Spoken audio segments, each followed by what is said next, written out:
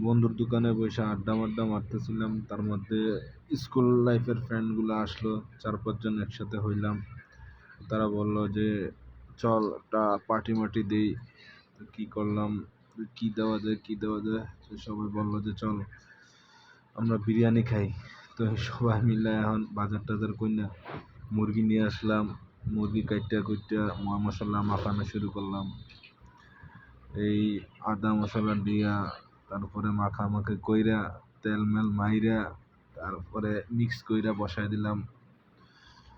আর সবাই মিলে একসাথে আড্ডা মাড্ডা মারলাম। তার পাশাপাশি খাওয়া দাওয়া রান্না বাড়া চলতেছে।